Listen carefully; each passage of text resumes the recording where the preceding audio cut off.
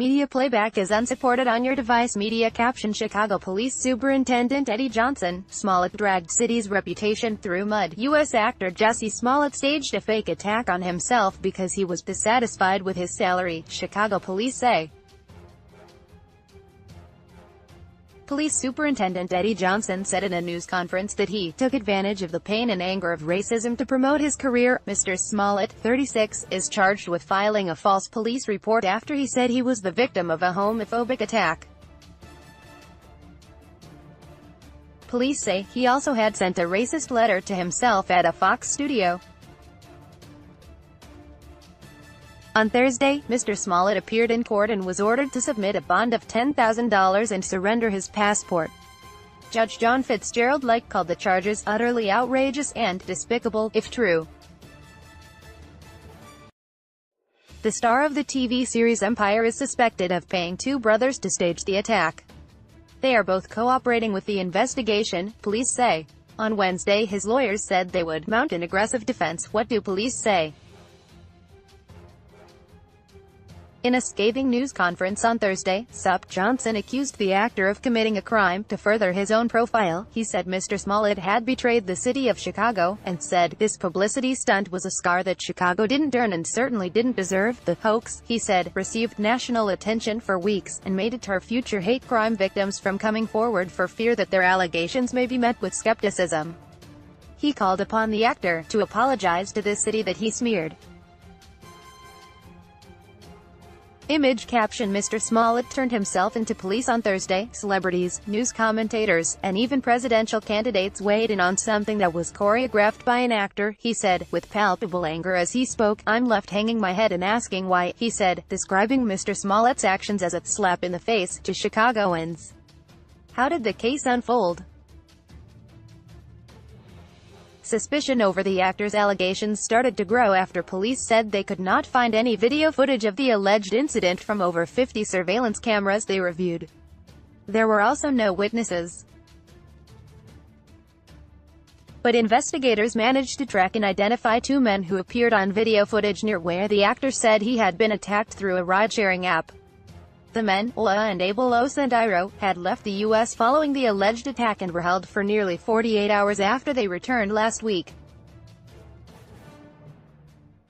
They were released without charges after providing information that shifted the trajectory of the investigation, police said. One of the brothers is Mr. Smollett's personal trainer and both have worked as extras on Empire, a hit Fox show that depicts the lives of a music mogul and his family in Chicago. Image copyright Chicago Police. Image caption CCTV image released earlier by Chicago Police. Police say they have a check that Mr. Smollett signed and that he had agreed to pay $3,500 £2,700 for the brothers' participation. Sup. Johnson said that he had told at least one of the brothers that he was dissatisfied with his salary from Fox.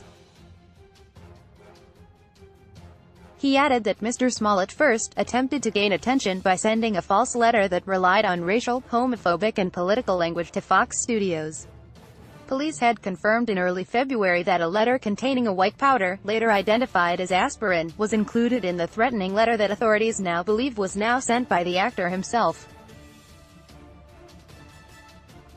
During a news conference on Thursday, police said Mr. Smollett had also claimed that 3 days before the attack he received an unidentified phone call from a man who uttered a homophobic slur then hung up. He told police the incident happened near a surveillance camera. It was the same camera that police say he would later point out to the Osandiro brothers in preparation for the alleged hoax attack. On Wednesday, CBS Chicago obtained footage which appeared to show two people buying materials, including ski masks, that had allegedly been worn by the actor's attackers. Mr. Smollett turned himself in early on Thursday and is in custody of Chicago police. Image caption rallies were held after Mr. Smollett first announced the alleged attack. What does Smollett say happened?